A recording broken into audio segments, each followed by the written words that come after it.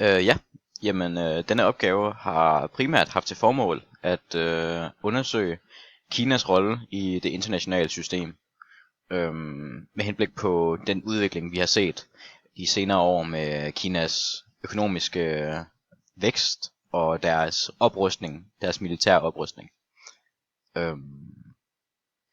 Og vores problemformulering lyder på, hvordan vil den fremtidige verdensorden udfalde, og vil denne orden resultere i international fred? Vores underspørgsmål lyder således. Hvordan er verdenssamfundet i dag? Hvordan har Kinas vækst forløbet, og hvilke investeringer har Kina lavet, som kan få betydning fremadrettet? Hvordan vil den internationale verdensorden udfalde i fremtiden, og vil det 21. århundrede være præget af krig eller fred? Så hvad den her opgave egentlig har til hensigt, er primært at redegøre for begreberne hegemon, hvor vi ligesom kommer ind på, jamen i dag der har vi USA som den her hegemoniske magt, som repræsenterer den vestlige civilisation og de vestlige værdier, og hvorfor at USA netop har den her rolle. Så det kommer vi blandt andet ind på. Så i redegørelsen er der også fokus på det unipolære og det bipolære magtsystem, og hvordan et unipolært magtsystem, som vi har i dag, er stabilt, og hvordan det kan opretholdes, og hvordan det er en sikker måde at indrette verden på. Vi går så ned i en undersøgelse, hvor vi kigger på nogle tendenser, der er sket de senere år i Kina.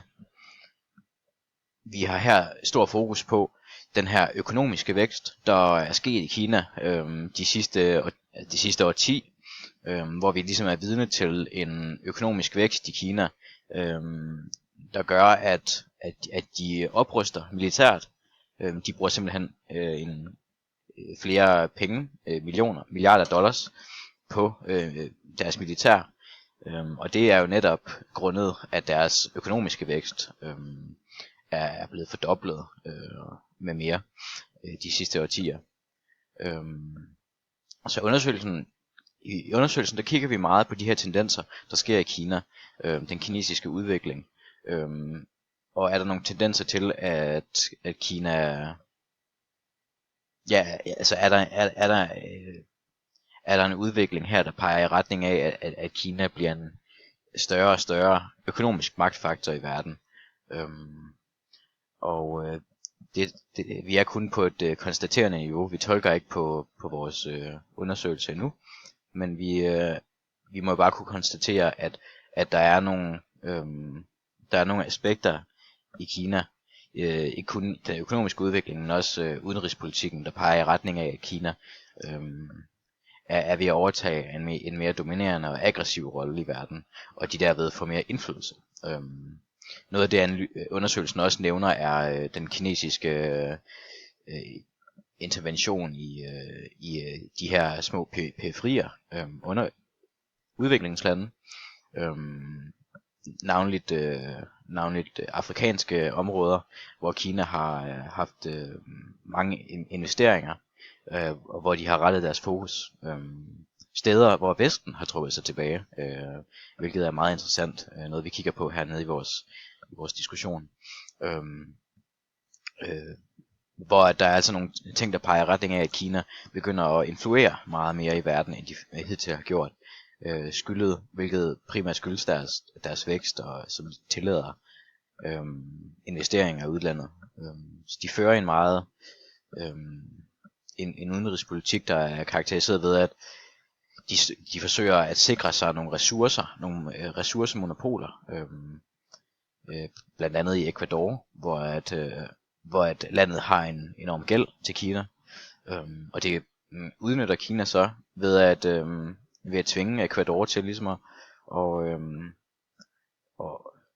udelukkende og eksportere deres oliedepoter til Kina, og på den måde sikre Kina ligesom et lands ressourcer, og de har eneret til det. Så det er den udenrigspolitiske strategi, som Kina kører lige nu, som er karakteriseret ved et fokus på at sikre ressourcer og eksportvarer. Ja. Hvis vi så kigger på, hvad er det her et tegn på? Hvad er den her kinesiske ekspansion et udtryk for? Hvordan kan vi tolke den her tendens, de her udviklinger? Og det er jo så her, vi går ned og diskuterer, om Kina lige så langsomt er ved at overtage en mere dominerende rolle i det internationale samfund. Altså hvor Kina fører en meget mere indflydelsesfuld udenrigspolitik, der er meget mere aktivistisk, og hvor de investerer i periferier, i udviklingslande, og har deres hænder dybt groet ned i vestlige virksomheder. Hvorimod vi ser i USA, at de fører en mere isolationistisk udenrigspolitik, hvor der i langt højere grad er fokus på indrigspolitiske interesser, og hvor den her amerikanske hegemoniske magtrolle måske lige så langsomt er ved at trække sig tilbage. Og det er noget af det, vi undersøger hernede i vores diskussion. Eller det er noget af det, vi diskuterer.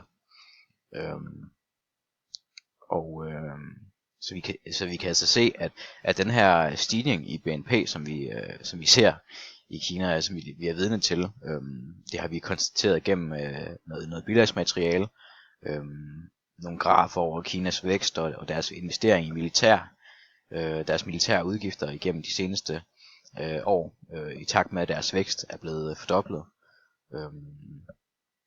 At det her fokus på at opruste militært og investere i udlandet, at det er et udtryk for, at Kina lige så langsomt er ved at have en meget væsentlig indflydelse på Vesten.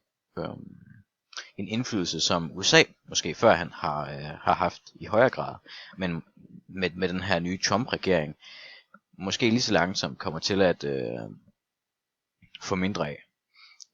Så det er altså noget af det, vi kommer til at tolke lidt på i vores diskussion. Hvor vi kigger sådan lidt på de her, hvad er argumenterne for, at Kina overtager den her hegemoniske rolle i verdenssystemet. Og det er altså nogle ting, der peger i retning af.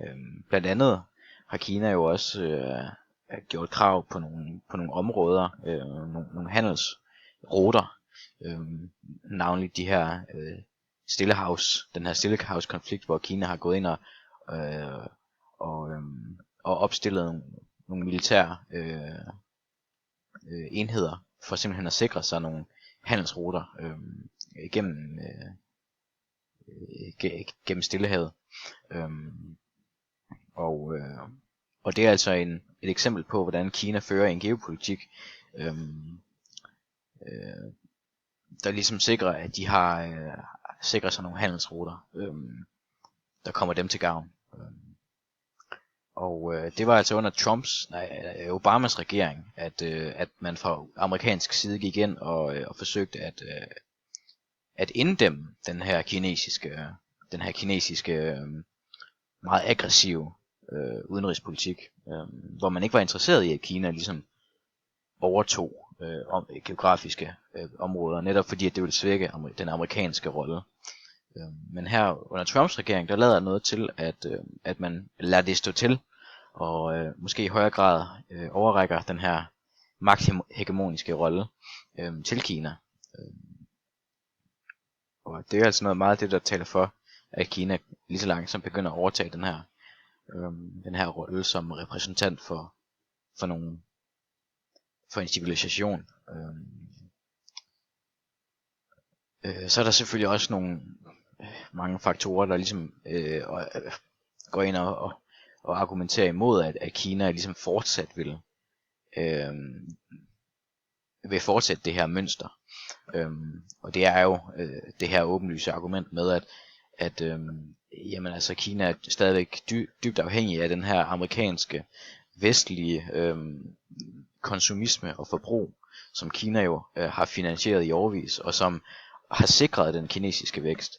Så der er sådan en økonomisk interdependens mellem Kina og Vesten, der muligvis kommer til at stå i vejen for, at Kina fortsætter det her mønster. Og det bliver lidt vores konklusion, at vi stadigvæk vil have mange år ude i fremtiden et USA, som fungerer som den her unipolære magt, og hvor Kina holder sig forholdsvis tilbage og ikke fortsætter den her aggressive udenrigspolitik, som de jo har ført. Den her meget internationalistiske, diplomatiske udenrigspolitik, hvor man forsøger at have indflydelse på verdenssamfundet. Men at Kina holder sig tilbage, netop på grund af den her gensidige afhængighed. Så det bliver den her midlertidige konklusion, opgaven har. Ja.